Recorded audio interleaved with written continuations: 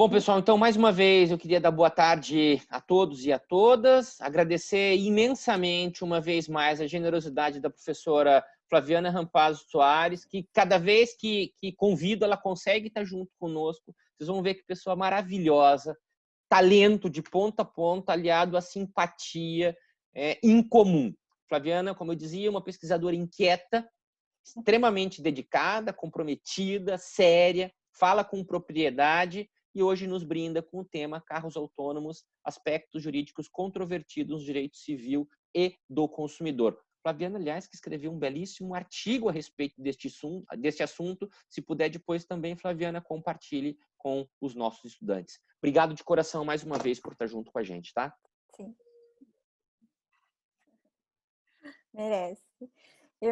Boa tarde a todos. É uma alegria imensa estarmos aqui nesse encontro virtual. Eu agradeço imensamente as gentis palavras do professor Catalã, sempre muito, muito amoroso, muito afetuoso com todos. E então nós vamos hoje conversar um pouco sobre os veículos autônomos. Então, quando nós pensamos assim em veículos autônomos, a primeira imagem que pode vir na nossa cabeça é aquela imagem do desenho dos Jetsons, né? Para quem é mais antigo, mais sujeito às vicissitudes aí do coronavírus, o pessoal mais antigo lembra daquela navezinha espacial que fazia um barulhinho muito interessante, que levava as pessoas de modo bem autônomo para os lugares que desejavam. E quando nós pensamos em veículos, os veículos estão na nossa vida, se nós pensarmos o tempo de evolução da espécie humana, eles são um fenômeno relativamente recente para nós. E como fenômeno relativamente recente, ele é objeto assim, de muitas pesquisas e aprimoramento e desenvolvimento. Então, lá nos anos de 1850, 1860, que é um período relativamente recente, até se nós considerarmos a história do direito, esses equipamentos, essas máquinas começaram a estar entre nós. Substituímos os animais e entramos com tudo na época dos veículos a vapor. Então, os cavalos de potência que antigamente nós usávamos, quantos cavalos tinham? Os cavalos se incorporaram aos veículos a vapor, depois aos veículos movidos por dispositivos, assim, por produtos fósseis, e agora nós vamos ter uma geração de veículos elétricos, enfim, nós vamos desenvolvendo o veículo, mas o veículo está na nossa vida, ele está em diferentes modalidades, em diferentes características, em diferentes níveis de evolução, mas ele é o nosso brinquedinho, digamos, ele é o favorito de muita gente, objeto até de coleção. Então, quando nós estamos tratando com algo que tem um aspecto afetivo tão grande, é natural que a gente até no direito vá estudar o que ele é, o que ele representa, até porque ele tem repercussões muito grandes em nós. Então, quando nós pensamos assim, quando nós tínhamos os veículos a vapor, nós lembramos que em 1869 nós tivemos o primeiro acidente envolvendo um veículo a vapor. E naquela época a velocidade média era de 4 a 6 km por hora de um veículo a vapor. Então, de 4 a 6 km por hora já aconteceu um acidente que vitimou uma cientista promissora nos Estados Unidos, aliás, na Inglaterra, desculpa, e a velocidade, digamos assim, se tivesse ultrapassando muito a velocidade, em 50% a velocidade média, era um veículo que estaria a aproximadamente 9 km por hora. Então, nesse sentido, ele tombou numa curva e uma passageira foi arremessada para fora, bateu a cabeça e veio a falecer. Depois, em 1896, nós tivemos um caso envolvendo, no Reino Unido, um carro movido a gasolina. Então, estávamos chegando nos anos de 1900, mais uma senhora faleceu por conta de um acidente de veículo. Ela era pedestre e foi atropelada. Então, estando dentro do veículo, estando fora do veículo, nós estamos sujeitos à ação do veículo. E esse é um ponto que nós vamos conversar a seguir. Ele está no meio de nós em 1860, 1870, 1890, até os anos 1900, a velocidade não chegava regulamentada a 10 km por hora e os acidentes já aconteciam. O tempo passa, nós estamos sujeitos às inovações tecnológicas, os veículos são aprimorados e, consequentemente, os riscos também se aprimoram, também se acentuam, porque ao mesmo tempo em que nós desenvolvemos o vidro elétrico, o airbag, o farol como uma medida de segurança também, os veículos passam a transitar em velocidades permitidas de 80, 100, às vezes até 120 km por hora, tratando-se de estradas brasileiras. Então, nós aumentamos a tecnologia e aumentamos os potenciais de riscos de danos. Então, como nós vamos lidar dentro do direito com essa realidade? E uma realidade em que nós temos níveis de automação cada vez maiores dentro dessas máquinas, né? E a complexidade também aumenta, porque quando nós pensamos lá em 1800 que um veículo tinha apenas uma direção, um banco e um motorzinho, e hoje em dia ele tem sensores elétricos, ele tem piloto automático e ele tem níveis até mesmo de automação total que estão sendo testados em vários locais do mundo. Então nós podemos verificar que nós temos uma complexidade que ela se incorpora ao mundo do direito também com essa complexidade, inclusive quanto às respostas que nós podemos ter em relação aos problemas que nós podemos vivenciar com relação a esse aspecto.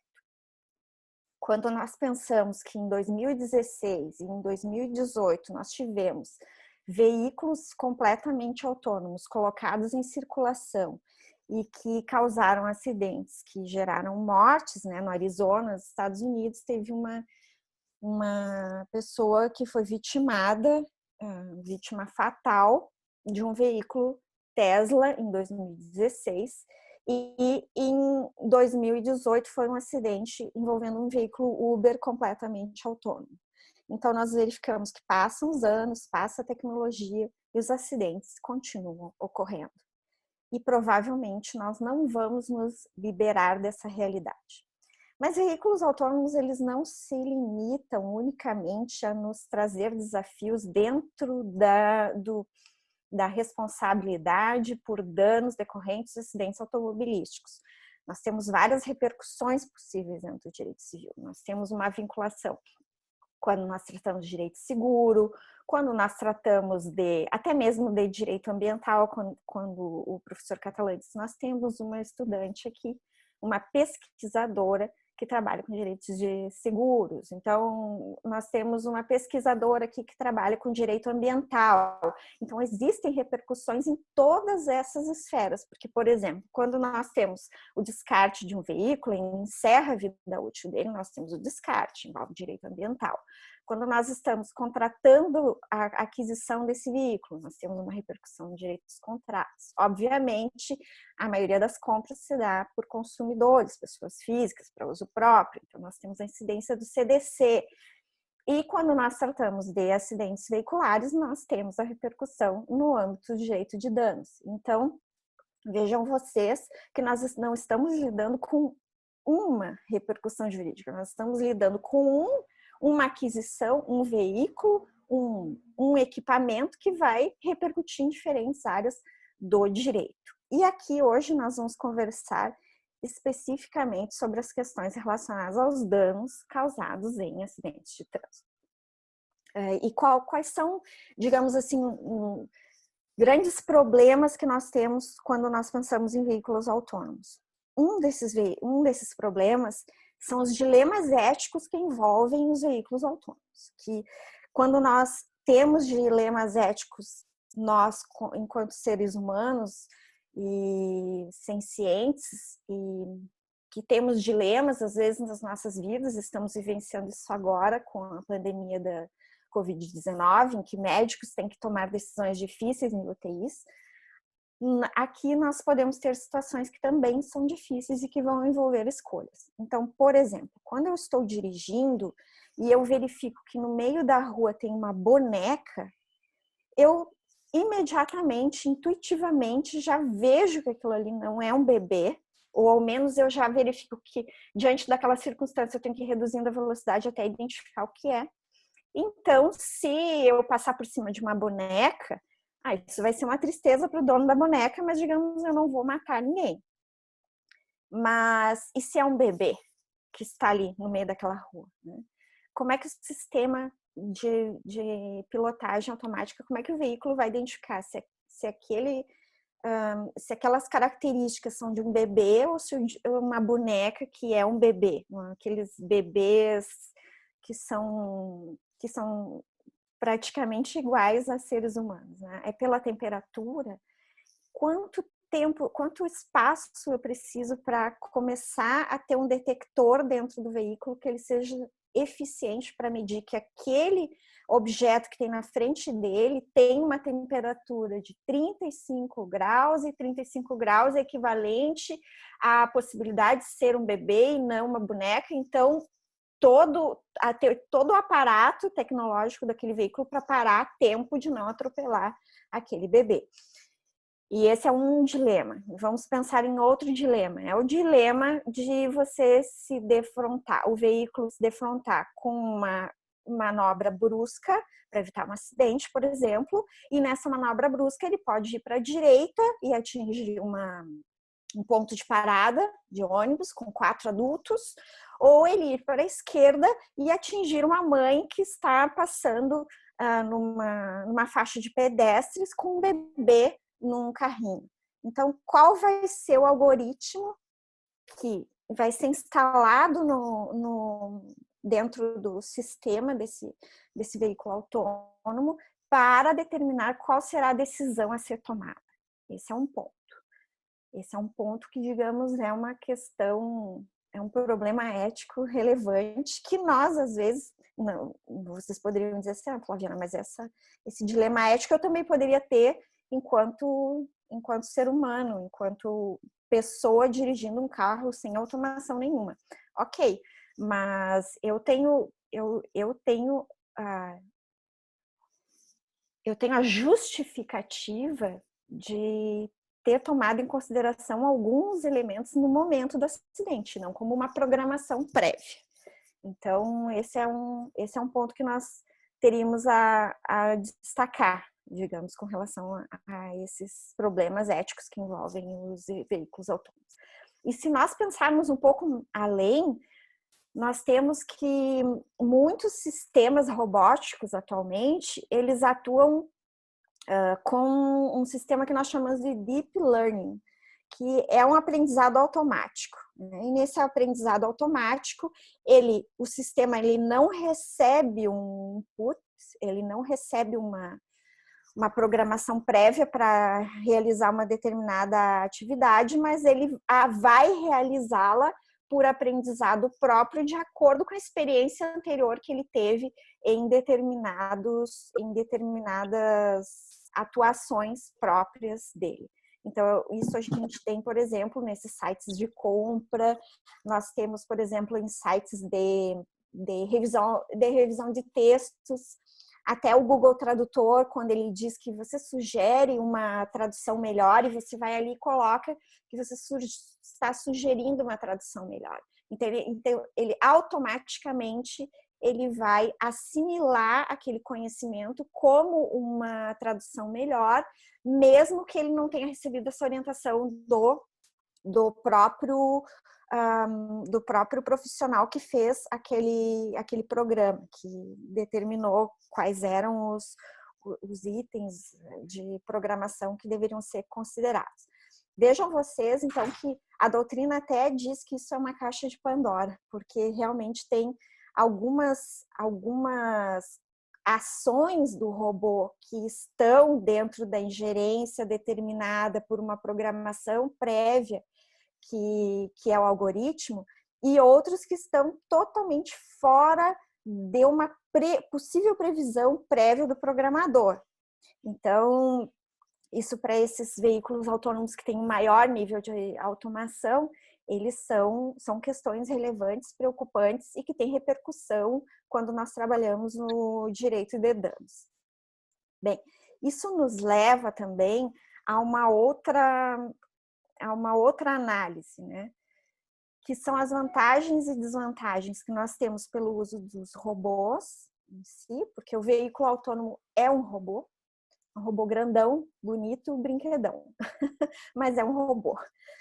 E nós temos aqueles que têm menor nível de automação e que permanecem sendo os brinquedinhos meio robôs ou pouco robôs. Então, são dois pontos. Níveis de automação e a natureza jurídica. Temos como vantagens do uso dos robôs dentro do sistema de trânsito é que eles não têm sono, eles não bebem, eles não usam medicamentos ou drogas e eles não se distraem, né? Como possíveis problemas, é um deep learning, que nós não sabemos, que é uma caixa de Pandora, nós não sabemos o que pode advir daí, quais são as decisões que ele vai tomar, em que nós podemos ter um percentual muito grande de decisões corretas, um percentual pequeno, porém com grande dano, dimensão de dano no percentual incorreto. E as desvantagens são essas que eu falei, né? Que ele não consegue, em determinados momentos, de fazer determinadas distinções, ao menos quando nós estamos considerando o nível atual de desenvolvimento técnico nosso, né? Não há um nível de segurança, não é possível hoje dizer que exista veículo autônomo com um nível de segurança adequado. As próprias mortes, a própria morte que aconteceu em 2018 é um indicativo disso. Embora nós também tenhamos mortes no trânsito por condutores físicos dentro do veículo em veículos não autônomos. Nós não temos também como estabelecer algoritmos suficientes para todas as situações possíveis dentro de uma direção defensiva. É muito difícil estabelecer todas as variáveis possíveis. Por isso que os técnicos vão dizer, o Deep Learning é um caminho necessário e irreversível. A questão é, onde vai nos levar o Deep Learning? Vamos, então, à questão da diferenciação entre os níveis de autonomia que nós temos nos veículos que atualmente estão em circulação, ou que poderiam estar em circulação. É a condução, em primeiro lugar, é um nível 0 de automação e condução completamente manual, que é nos carros que nós temos nos anos 60, 70, 80, que ainda podem estar em circulação aqueles veículos com aquela placa preta, né? E a partir disso nós temos diferentes níveis, que a doutrina geralmente indica 5 níveis, mas são essencialmente, assim, um resumo grande, três níveis, que é não ter automação, ter automação parcial pequena, média ou grande, e o terceiro grupo é a automação total, que é o veículo autônomo, aquele que a Tesla testou, aquele que a Uber testou, em que não tem, você pode ter um motorista dentro do carro ou não, que vai ser indiferente, porque ele vai funcionar autonomamente. Mais ou menos como a gente tem com o avião. O avião, hoje em dia, o piloto ele é um ator secundário, digamos, porque todo o sistema de computação que existe dentro do avião é capaz de fazê-lo partir de um determinado aeroporto até chegar em outro aeroporto. Bem, a partir disso, indicamos quais são os níveis de autonomia. Agora vamos verificar qual seria a natureza, né, a natureza jurídica dos veículos autônomos. Porque quando nós pretendemos dar uma resposta para perguntas jurídicas que nos aparecem no cotidiano, que o professor Catalã venha a ter que emitir um parecer, ou na advocacia, qualquer um de nós venha se deparar, nós temos que verificar qual é a natureza, o que é aquilo juridicamente, para poder oferecer respostas tecnicamente mais adequadas e até para podermos pensar nas possíveis soluções, os possíveis fundamentos que nós podemos invocar em uma eventual ação judicial. Bem, isso envolve um outro debate que é bem grande, bem intenso na Europa, e aqui ele está apenas começando.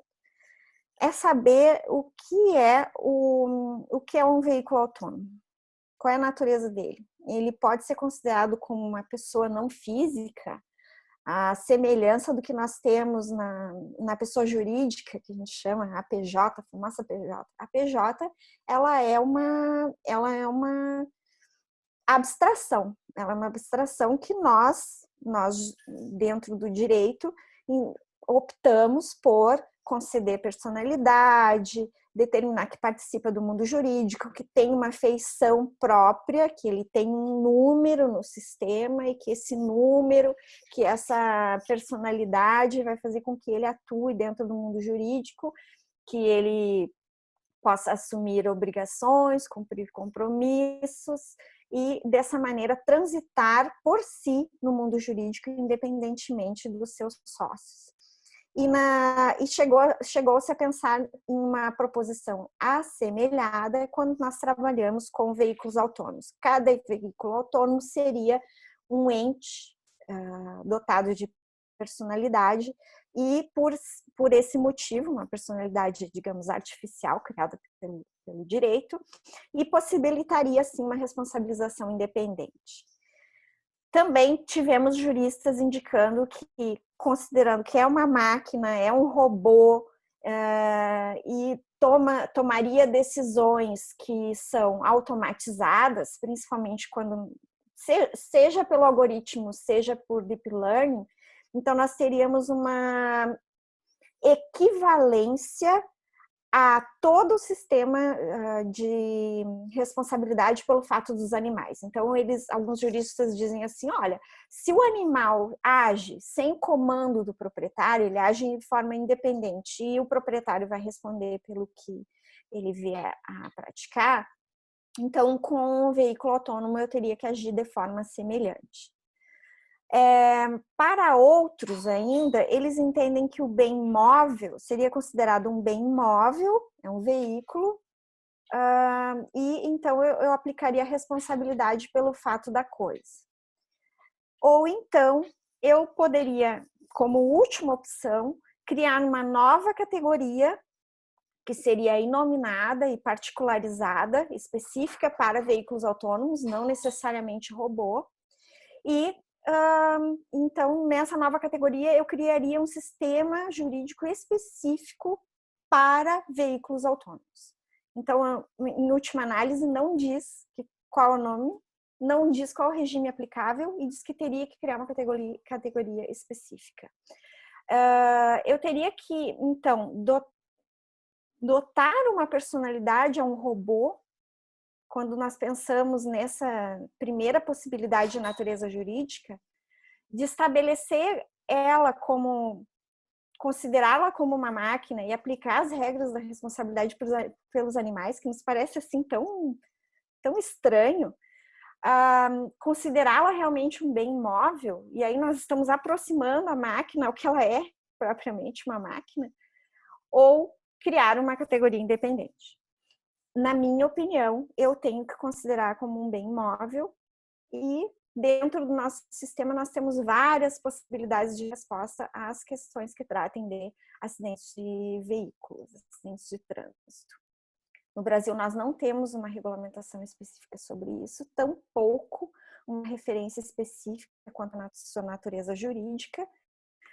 E eu entendo que nós temos, assim, dentro do nosso sistema, quando nós temos uma situação de acidente de trânsito envolvendo um veículo autônomo, nós temos várias ferramentas que o Código Civil e o CDC nos apresentam e são capazes de nos amparar, seja para a imputação de responsabilidade a alguém, seja para a defesa daquele que é titular ou proprietário do bem.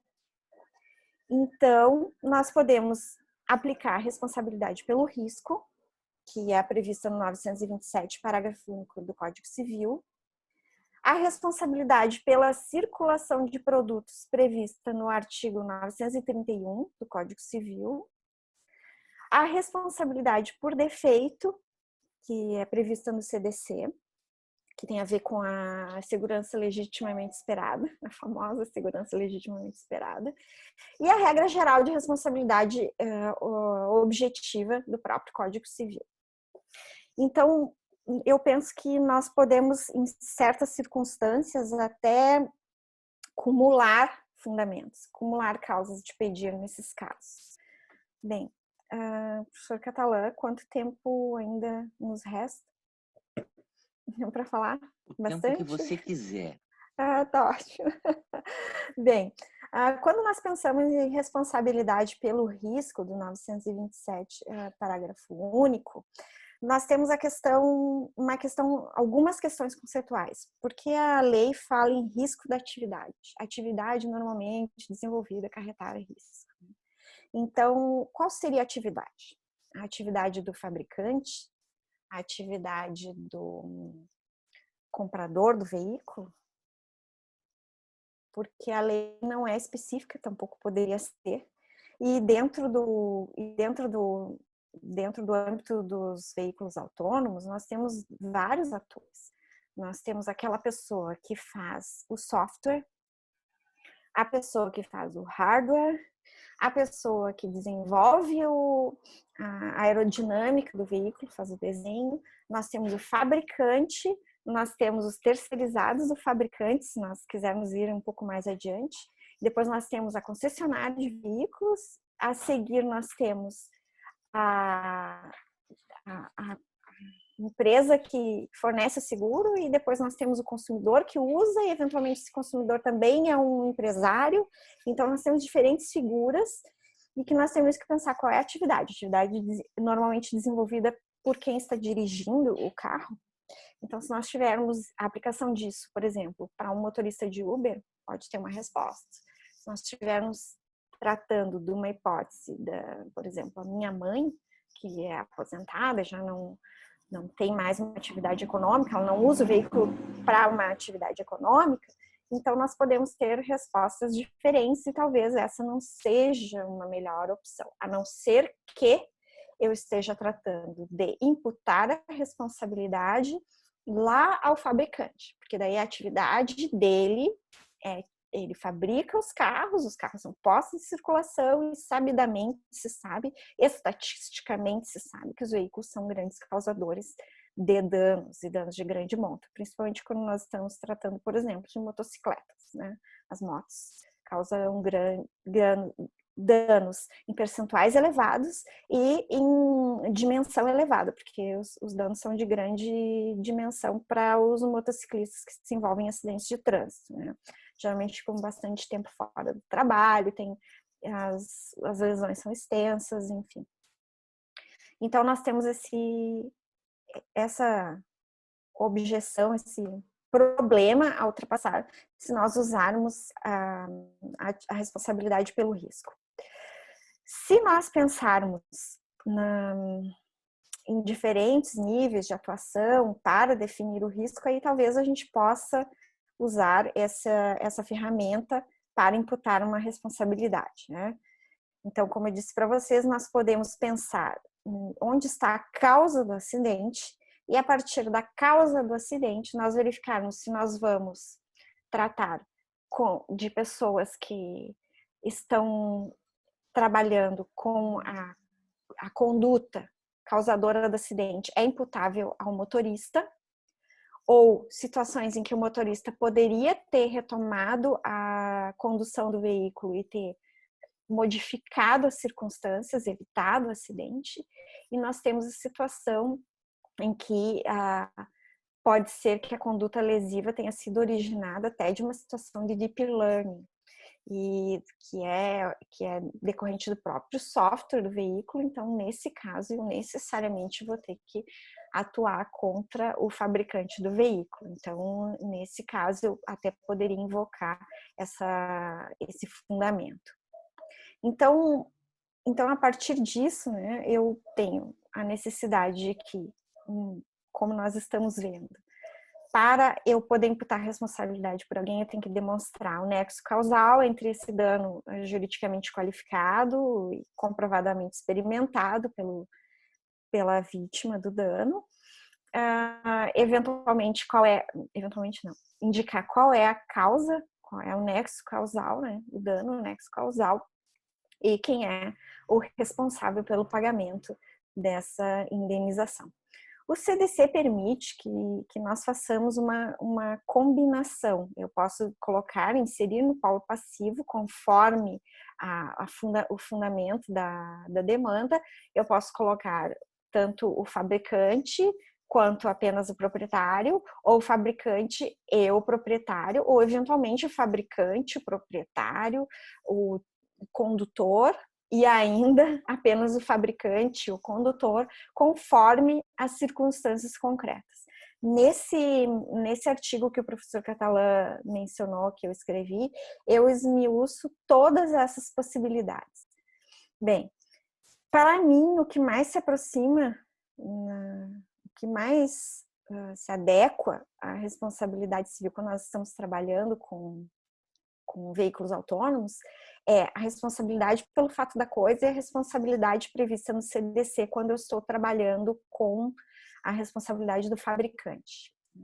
Então, quando eu trabalho com o fato da coisa, esse fator de imputação de responsabilidade, esse fundamento da demanda, eu atribuo mais ao proprietário do veículo ou até ao condutor. Se bem que quando nós estamos tratando do condutor, a jurisprudência nos indica que é sempre verificada não a responsabilidade pelo fato da coisa, mas a conduta, se é uma conduta lícita ou ilícita do condutor.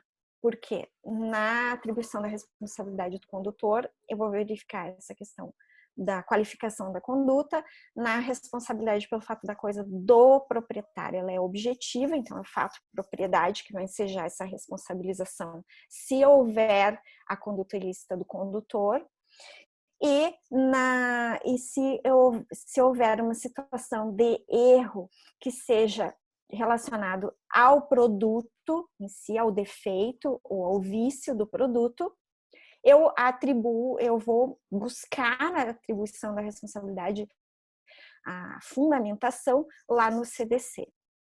E quando eu penso em responsabilidade pelo fato da coisa, eu penso no aspecto dinâmico, né? Então, é o veículo em movimento, é o veículo que causa o acidente, embora ele esteja, mesmo que esteja nas mãos de terceiros. Por isso até nós temos a responsabilização do proprietário, mesmo que ele não esteja dirigindo o veículo na ocasião em que o acidente ocorre. Bem, para não me estender assim muito, o 931 do Código Civil, ele traz também uma possibilidade de responsabilidade objetiva que ela pode ser invocada, mas ela não é apropriada para o proprietário. Ela é mais apropriada para o fabricante.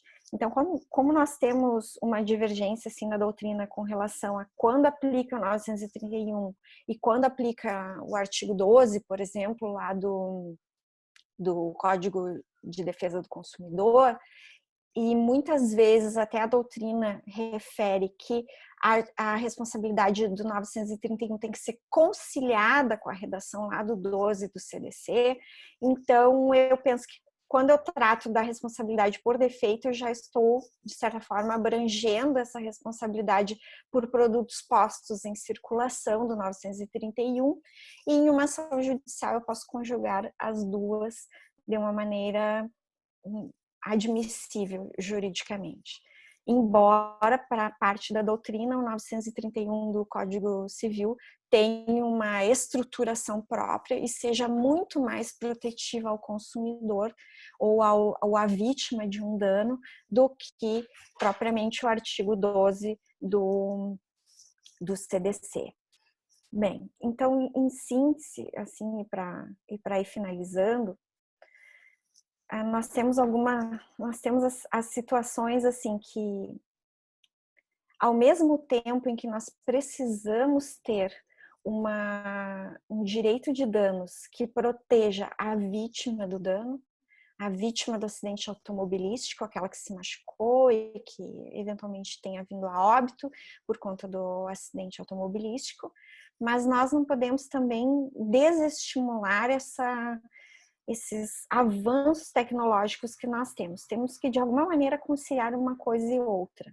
Então, nesse sentido, no direito estrangeiro, os grandes avanços, estudos que existem, eles vinculam a necessidade de se ter um desenvolvimento dos seguros obrigatórios ou dos fundos de garantia, fundos indenizatórios, que são muito desenvolvidos no âmbito do direito europeu, dentro da União Europeia, e também a possibilidade de se estabelecer esses caminhos que não onerem excessivamente o fabricante, mas que também não deixe a vítima desassistida. E a vítima pode ser tanto quem é atingido pelo acidente de trânsito, quanto eventualmente até o proprietário do veículo, porque nós podemos ter a situação de um proprietário de veículo que, por conta de um erro de programação, um erro dentro do sistema, ele possa também, em razão disso, ele ocasionar um acidente ou o veículo ocasionar um acidente. Então, por exemplo, uma pane no painel ou um erro tanto de deep learning no sistema quanto de programação de algoritmo que venha causar um acidente. Então, o sistema não foi capaz de fazer a frenagem em tempo hábil, como foi o caso do veículo Uber, que ele não houve tempo de frenagem suficiente para evitar o acidente. Então, nesse sentido, o próprio proprietário também tem que ser assistido de alguma maneira, caso ele venha a ter que reparar um dano. E no direito europeu, nós temos a resolução do Parlamento Europeu de 16/12/2017, que ela trata do direito civil e da robótica, e que vai exatamente nessa linha, né? Diz que não pode haver restrição ao direito de indenização plena, que o professor Sanseverino chama de indenização integral, à vítima do dano. Mas ele especifica que são quanto aos danos imateriais, né? Provavelmente porque nos danos materiais nós vamos ter o desenvolvimento de seguros específicos ou de fundos indenizatórios, né? E no direito francês já existe uma lei que determina a obrigatoriedade de instalação de dispositivo de gravação para que sejam registrados os 5 minutos anteriores ao acidente. A vantagem dessa determinação legal é que você verifica, você tem um dispositivo de segurança, entre aspas, um dispositivo de gravação, pelo qual é como se fosse uma caixa preta de um avião, pelo qual você vai verificar o que aconteceu no período que antecedeu o acidente, tanto com relação à movimentação dentro do sistema, quanto à conduta do condutor, que pode ser presencial ou remoto. Ele pode estar dentro do veículo ou fora do veículo, comandando remotamente. A desvantagem disso é que ele trabalha a posteriori, né? Primeiro acontece o acidente para você verificar os registros dos últimos 5 minutos. Embora nós não podemos deixar de reconhecer que se trata de um avanço, digamos, de uma determinação que tem um bom propósito, que é de justamente, a partir da identificação dos problemas, facilitar a busca de soluções. Bem, então eu penso assim que esses são os principais aspectos a ponderar. E voltando à questão de um apontamento específico quanto à causação dos danos, simplificativamente, né, diante do que eu falei, nós temos que quanto maior é o nível de independência do sistema, maior é a responsabilização de quem fornece esse sistema. Mas temos algumas particularidades. Então, vamos supor que se eu tenho um sistema desses, e eu deixo de fazer a atualização, eu posso ser responsabilizada e aí eximir a responsabilidade do fabricante, ou ao menos, que eu acho que é o mais adequado, não eximir a responsabilidade do fabricante, mas fazer com que ele tenha posterior direito de regresso do próprio usuário que deixou de fazer essa atualização. E quanto maior for a possibilidade de o condutor poder reassumir a condução do veículo a tempo de evitar o acidente também, maior é a possibilidade de ser imputada a ele a responsabilidade pelo pagamento, o ressarcimento dos danos ou indenização, compensação, dos danos que forem experimentados pela vítima do dano.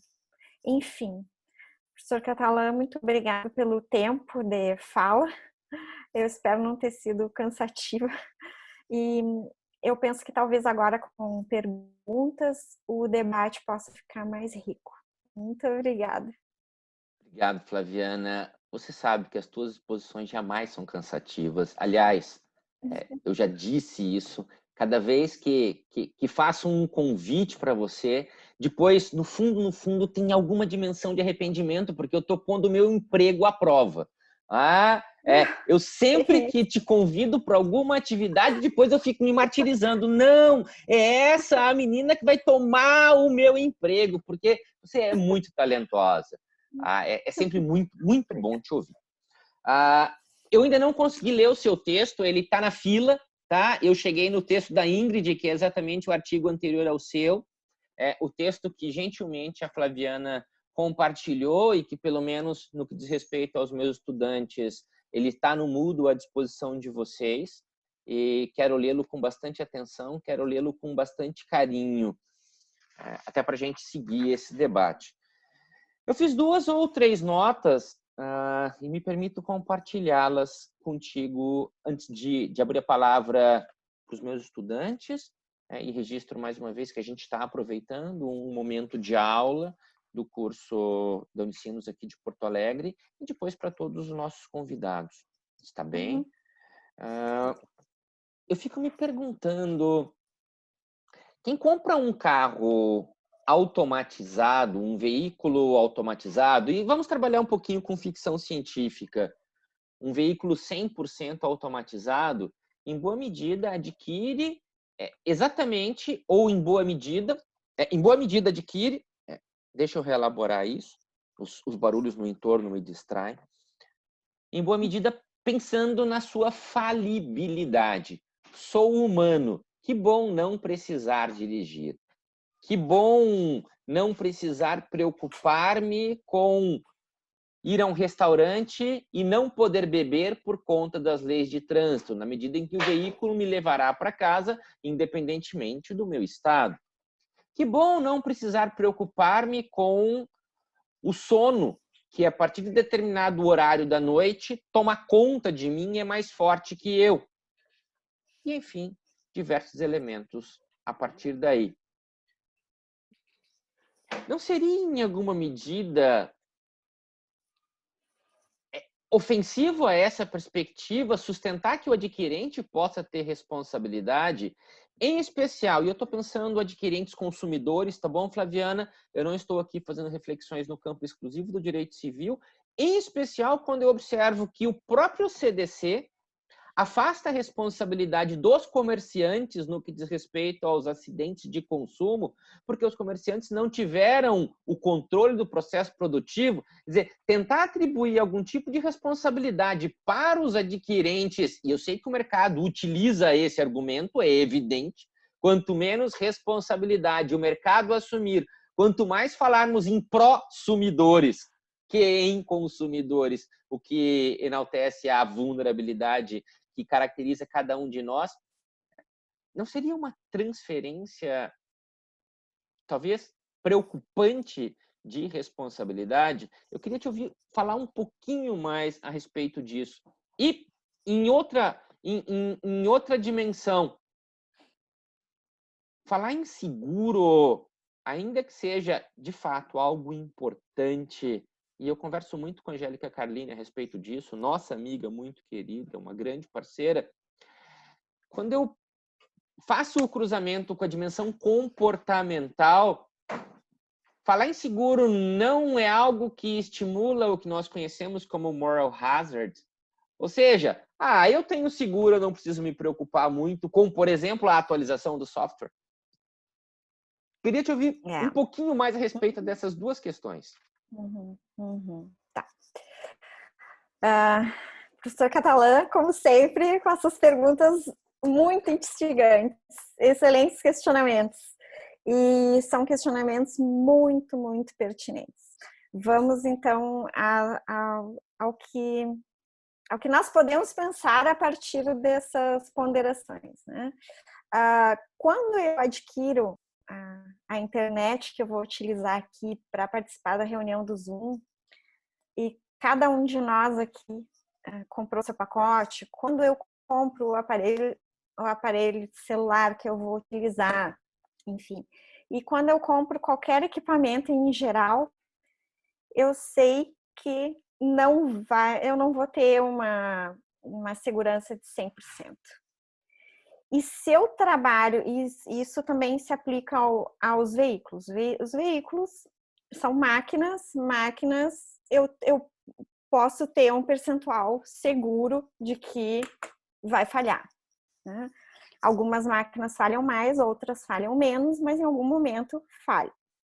E é por isso que os sistemas dentro de veículos cada vez mais procuram atuar de forma preventiva e até a própria orientação da fabricante. Você tem de X em X tempos que vir aqui para nós fazermos a revisão, e a partir da revisão vamos identificar possíveis problemas, vamos atuar preventivamente, enfim, mas problemas podem acontecer, né? Até com airbags e tudo. Airbag com acionamento no momento indevido, o próprio sistema de freios que não funciona adequadamente, ou o pneu que vai estourar por um determinado motivo, o motor que vai pegar fogo. Recentemente temos uma fábrica de veículos aqui no Rio Grande do Sul que teve sérios problemas há pouco com isso. Então, esses problemas vão acontecer. Se a partir do momento em que o motorista sabe que não pode beber e dirigir, e que ele sabe que não deve, quando ele está com sonolência, pegar o volante do carro, penso que isso não muda para um veículo autônomo que demande a possibilidade de o motorista retomar a condução caso ele entenda necessário ou caso o sistema assim aponte. Porque nós temos determinados veículos autônomos que o próprio sistema, em determinado momento em que o algoritmo especifica que não vai conseguir dar uma resposta adequada ou a tempo, ele mesmo provoca o motorista para voltar a sua atenção ao carro e retomar a direção para decidir o que deve ser feito. Bom, isso demanda algumas perguntas. Como fazer isso a tempo, né? Isso pode parecer até utópico, né? Mas, enfim, quando a pessoa, aí é a minha opinião, né? Quando a pessoa vai pegar um veículo, mesmo sendo autônomo, ela tem que estar em condição de, a qualquer momento, pegar a direção. Do contrário, aí ela tem que fazer uso de outros meios. Temos Uber da vida, etc. Tudo bem, mas o problema pode acontecer do mesmo jeito. O problema pode acontecer do mesmo jeito, mas ao menos ela não é a motorista do carro dela. A partir do momento que ela é a motorista do carro dela, assumiu digamos assim, essa responsabilidade, esse risco pelos danos que vier a causar, né? Hoje em dia, vamos supor, se eu tivesse um veículo autônomo na minha garagem e eu tivesse a possibilidade de chamar um Uber físico, vamos supor, e eu bebi, eu não vou usar o meu veículo autônomo, embora o meu veículo autônomo em que o meu sistema possa me chamar se for necessário, porque a partir do momento que o sistema me chamar para eu atuar, eu tenho que estar em condição de atuar. Isso significa não beber, por exemplo. Esse é o... Então, não sei se eu fui clara e se eu respondi o primeiro ponto. No segundo ponto, nós já até tínhamos conversado, acho, sobre isso, quando nós falamos, eu acho que eu fui apresentar no... Não foi no Agendas. No Eu lembro que eu Sociology? apresentei acho que foi no Sociology, que eu apresentei um artigo e nós conversamos um pouquinho sobre isso. Aliás, tu me provocaste com essa pergunta e eu fiquei pensando, né? E inclusive penso até hoje, porque nós temos, assim, ônus e bônus na admissão do seguro ou nos fundos garantidores como solução. E eles não são solução, eles são opções, né? De nós olharmos para a vítima em vez de olharmos para o causador do dano. Mas essa preocupação, Catalã, ela é muito importante, porque nós não podemos fazer com que a existência do seguro seja uma porteira aberta para os fabricantes não terem as cautelas necessárias ou fazerem cálculos matemáticos dos riscos envolvidos e dos possíveis danos que possam ser provocados e os custos disso, né? Então, para esse tema específico, eu penso que seria muito importante que nós tivéssemos no Brasil uma regulamentação séria que tratasse da possibilidade de indenização punitiva. Porque se nós não trabalharmos com a ideia de indenização punitiva, nós vamos ter um seguro para, vamos ter um seguro para que a vítima seja ressarcida, porém não vamos ter um meio efetivo de fazer com que o causador efetivo desse dano se atue no sentido de mitigar esse dano ou eliminar a causa desse dano.